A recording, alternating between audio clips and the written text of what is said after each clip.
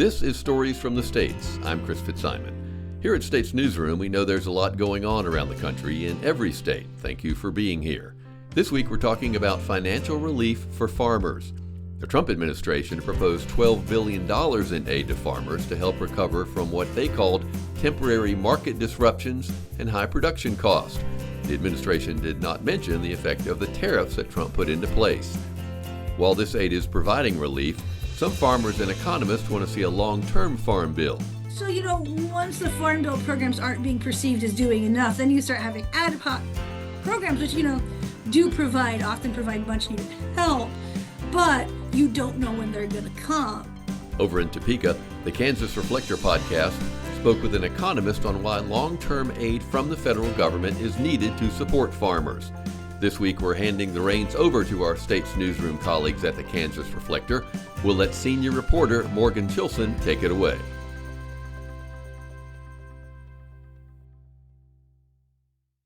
Thank you for joining the Kansas Reflector podcast today. I am here with Jennifer Ift, who is going to talk with us about agriculture and the industry and what we're seeing right now. I feel as someone who's been covering the business side of agriculture this year, that we've seen a lot of different stories, a lot of different approaches, a lot of things about rising input costs and the impact of trade and tariffs and things like that. So I'm looking forward to hearing from Jennifer. Hi, how are you doing today? Great to be here. Well, thank you so much. Let's start by just introduce yourself and tell me a little bit about the work that you do. Right, my name is Jennifer Ift. I am based in the Department of Agricultural Economics at Kansas State University. I hold the Flinchball Agricultural Policy Chair, and I'm also the State Extension Specialist in Agricultural Policy. Wear a lot of different hats there. Absolutely. Yeah, that gives you a good overview of what's happening in agriculture. And, I started by talking just a little bit about some of the things that we're seeing that are just really affecting our Kansas farmers and ranchers.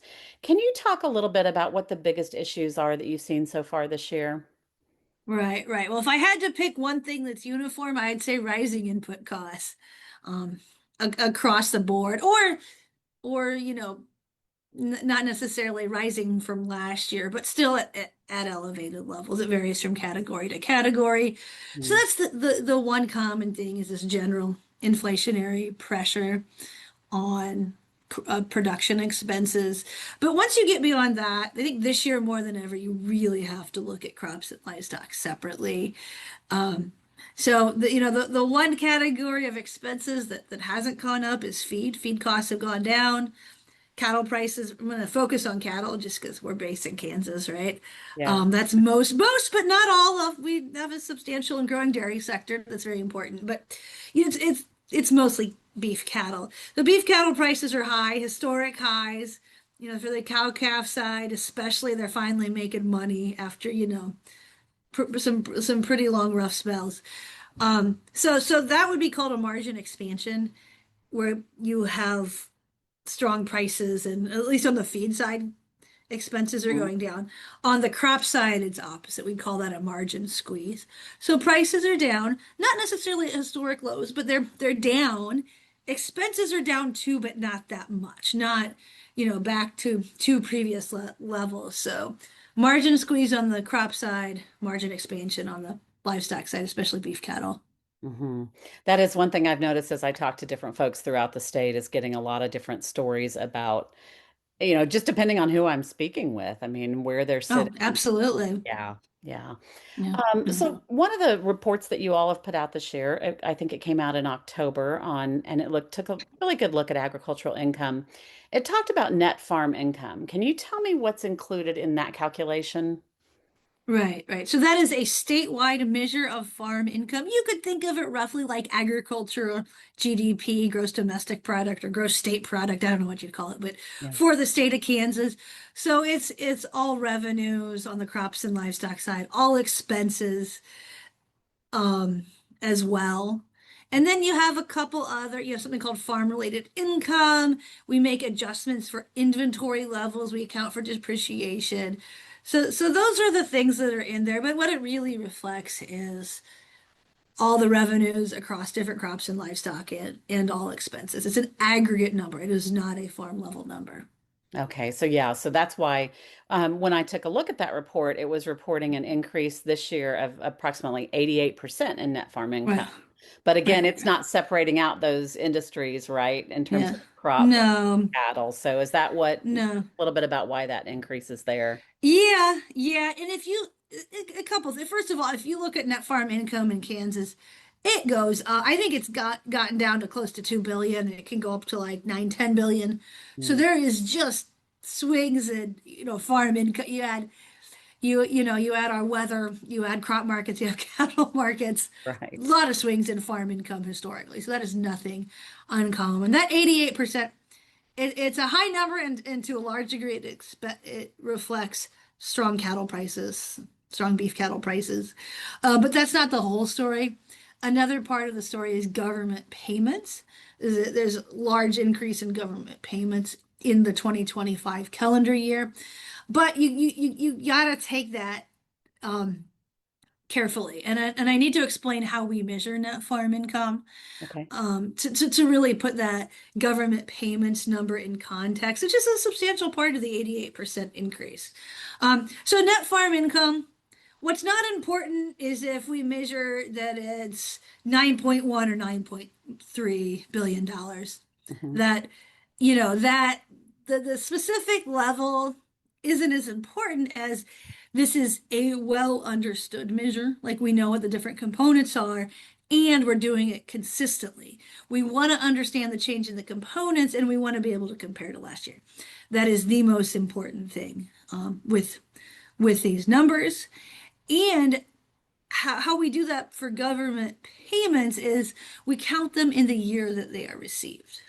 So a much larger amount of government payments are being received in 2025.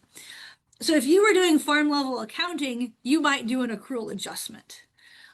So Mm, those payments for 2025 are mostly disaster payments, either for low profitability for crop farms or disaster payments.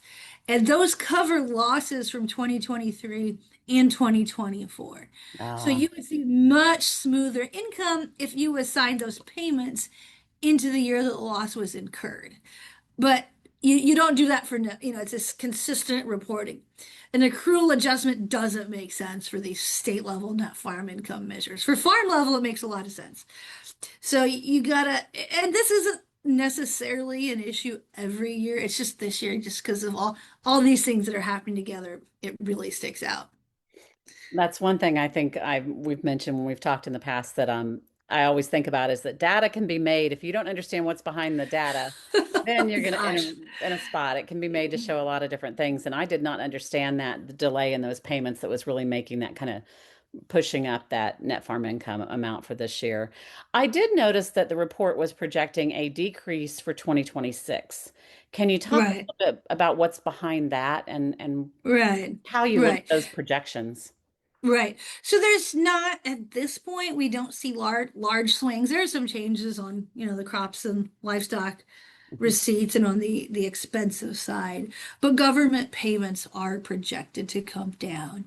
And that gets back to consistent measurements. When you do these state forecasts, we don't guess about programs that we don't know about. Mhm. Um, and so for these ad hoc and disaster payments, you don't know until it's authorized.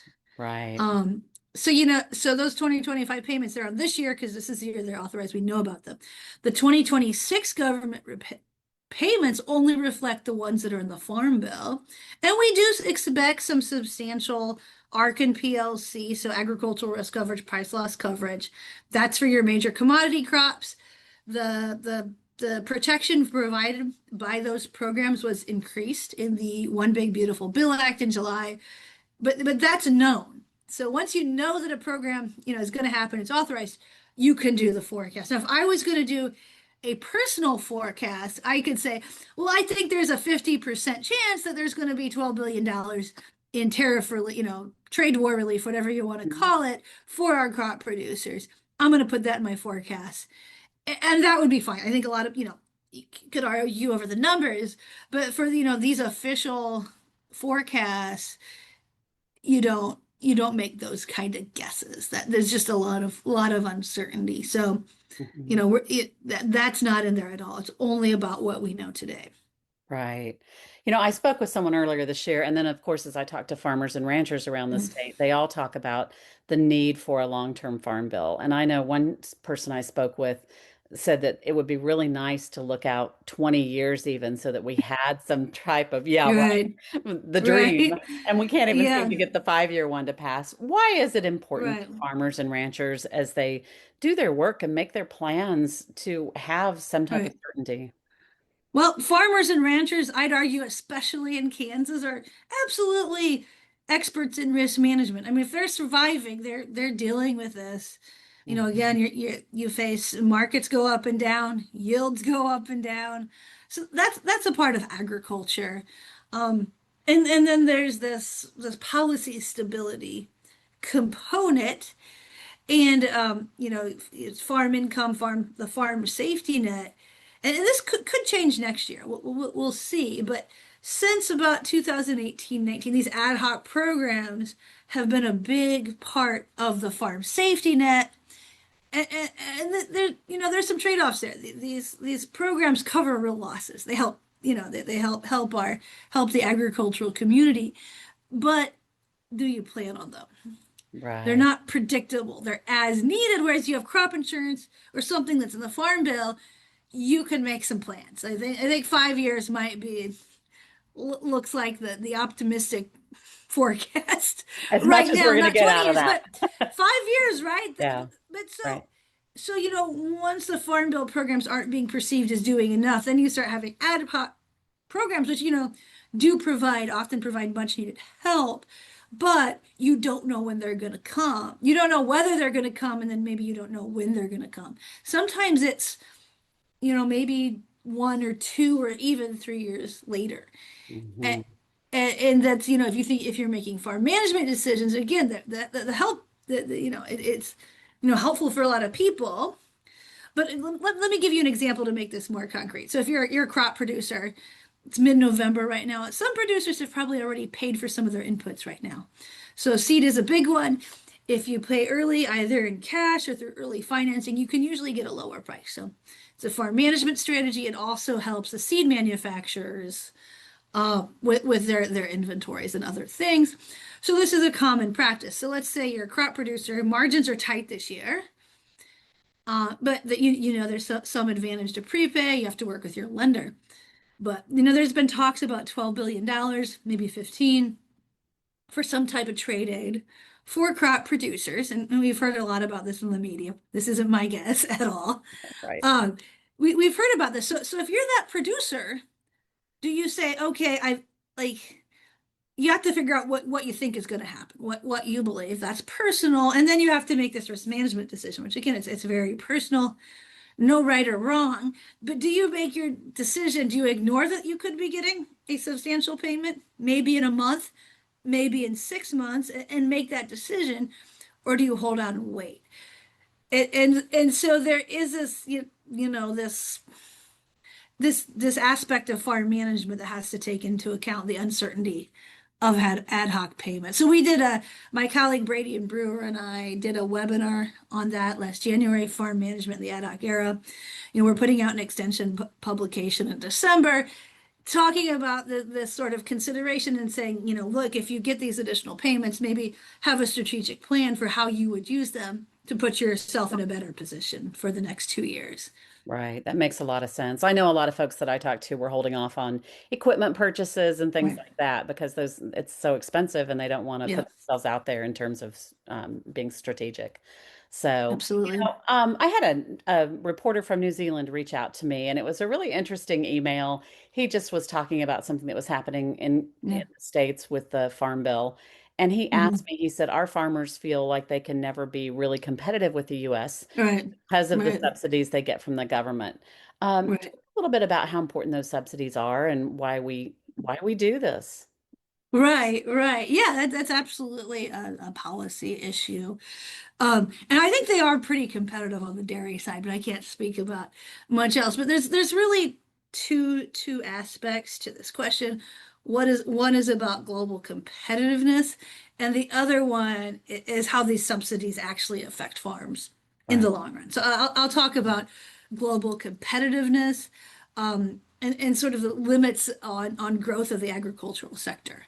And, we've seen amazing technological improvements, seed varieties, mechanization in the past. So, I mean, forever, but in the past 50 years, Mhm. it's been phenomenal. But in any country, once you start getting beyond subsistence levels, people start eating more meat. And as you eat more meat, that generates more demand for crops. So you see a growth in demand for agricultural products that is substantial. And in the U.S., we've pretty much reached our saturation point. As good Kansas, maybe we shouldn't say that about beef, but Right. Eat more beef, folks. but eat more beef, yes. Uh, but yeah, that sort of demand, you know, it's not going up that much. So if we want markets for agricultural products to grow, you have to look outside your borders. Mhm. And we have some, and then there are some crops where over half the crop gets exported every year. As we've seen the growth of international trade, wealth, in the long term, it's generated a lot of wealth for U.S. producers, for U.S. agriculture. There's obviously risks with that as well. But going back to the comments, in that context, the WTO was being founded in the late 90s, and part of that was for calculating these aggregate measures of support to the agricultural sector.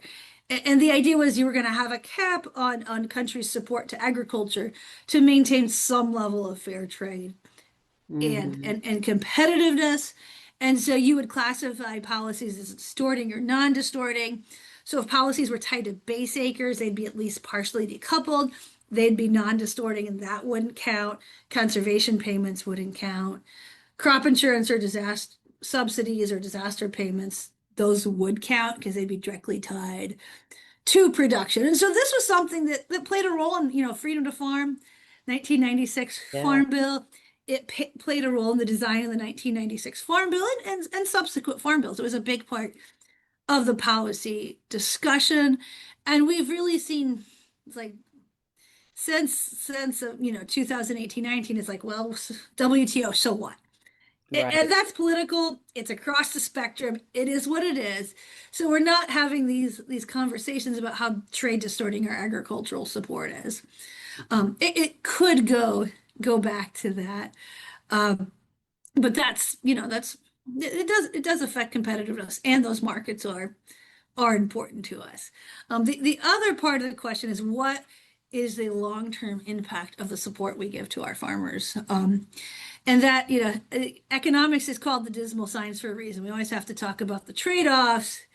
And those payments could have inflationary pressures, especially in the long run. It's just it's basic economics. Economists, they don't argue about the principles, will argue about the levels of impact.